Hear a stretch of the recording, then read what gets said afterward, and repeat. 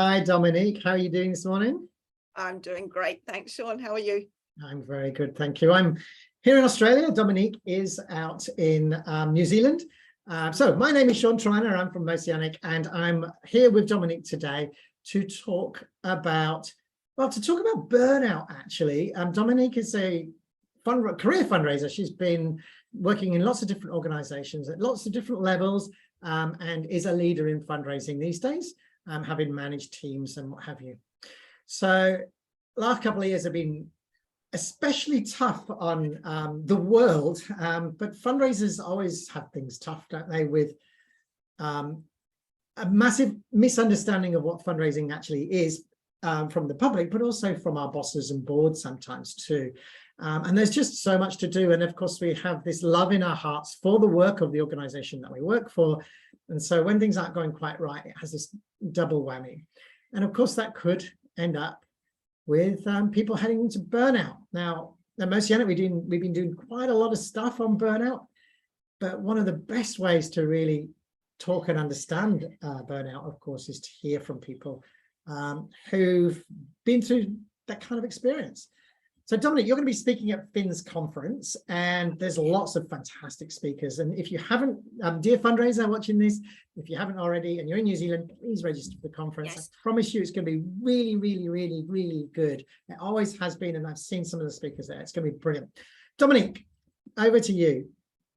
Yeah, no, I can't wait for the FINZ conference either. I think we're all dreadfully thirsty to get together in person and just spend some time together. But yeah, I'm there this time to talk about burnout. And what happened to me, it was in March last year, just after the Easter break. And I'd just had over a week off work. And I got back to my desk this particular Monday morning, opened the email, hundreds, literally hundreds and hundreds. And I got to this email that one of our lovely front of house team had sent to me. She'd already asked one of my team members to do whatever it was she wanted them to do, but then she sent the email to me as well so that I could make sure that my team did what she had asked them to do. And I just sat there and I had this moment and I looked at it and I went, I don't need this. My team will do what has been requested. I trust them. And frankly, I don't care. And that was a critical moment for me. And I'll explain why in a minute. But anyway, where it led to, I went and checked all my leave balances, applied for all my leave. And in the little comments box on our system at the time, I wrote, I'm broken. And I walked out of my office, grabbed my large dog, put him in the back of the car, drove to Taylor's Mistake, which is a beach in Christchurch, walked to Boulder Bay because that's the only way you can get there, and I sat and I watched the ocean. And I got a text message from my CEO going, I'm worried about you, can you talk? And I could only do a one word response. I just went back and went, can't. And I sat there looking at the ocean, crying, like, didn't know what to do. It was heartbreaking.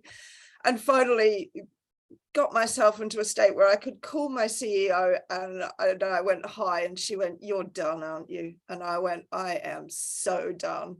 So, that was what that whole thing felt like for me. But burnout, it is a real thing. It emerged as an issue in the 1970s, and it was defined as a syndrome in the 1980s. The key symptoms are emotional exhaustion, lack of emotional control, which was something I really noticed and found difficult to manage, indifference to work, and trouble staying focused.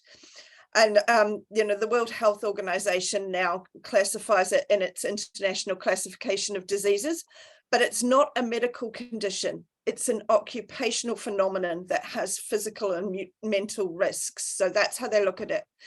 And in 2016, the World Economic Forum estimated the cost of burnout to the economy was $332 billion every year US. And I mean, 2016, that's out of date now. And we know it's getting more and more of a problem. So I want to come and talk about, because I've learned a whole lot. Like I went and I bought all the books and read all the books and stuff.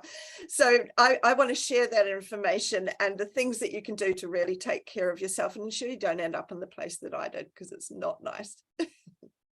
So in your session, you'll be talking a little bit about what you went through personally outside of work as a direct consequence of this.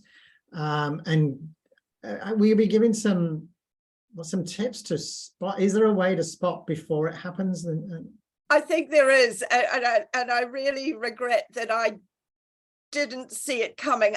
That is one of the particularly insidious things about burnout, is because it starts, but it's a very slow creep. So it is about knowing what to watch for. And some of the most telling things are those feelings, you know, getting to a point where, you know, as a caring person, you start to go, I don't care so much anymore. And that's, you know, that's a bit of a telling thing. There's a whole lot of that stuff. So yes, I'll be talking about that. Okay. And within there, do you think that it's a phenomenon across all industries? But do you think, is it especially prevalent in fundraising? To be honest, I don't know, and I wouldn't like to make a prediction without, you know, some research backing that up. I know that young lawyers, I definitely know it's a factor there, and researchers back that up. It's about those very long hours. I think it is about those people who care deeply. I think, you know, that is an extra risk factor. So that's where the fundraising groups sit. Yeah. And many organizations, probably not some of the smaller organizations, but many of the large organizations have EAPs or EIRs or whatever, which are basically the employer sets up a process. And I'm in the Rural Fire Service, and we have, as volunteers, we have access to that kind of direct, immediate support, counseling, listening, and what have you. Do you think that that's an important thing? I absolutely do. Managers to have in place? Yeah, I absolutely do. And we did have that. And I did work with an EAP counsellor. You know, I had 3 months away from that role. And I worked with an EAP counsellor each month as we worked through that process. And then we planned, you know, transition back to work and all of that kind of good stuff. So that's really helpful, I think. And yeah. Okay, and I just a couple more questions. I don't want to ask too many because I want people to go to your session at the conference. I don't want to steal all the thunder. But from an individual's point of view, then, so you said it creeps up, and you wish you'd have seen some of the signs. What might be some of those signs? So there is that change in how you feel and ability to concentrate. One of the really critical ones that I noticed for myself was, you know, because I was on the senior leadership team, there was a lot of material to read, you know, and so because there was such a volume, I got to a place where I skimmed, and I started skimming everything I read. And I was a wee bit aware of it, and I thought, you know, I want to watch this because I could miss something and, you know, make a horrendous mistake as the result of not looking at this properly.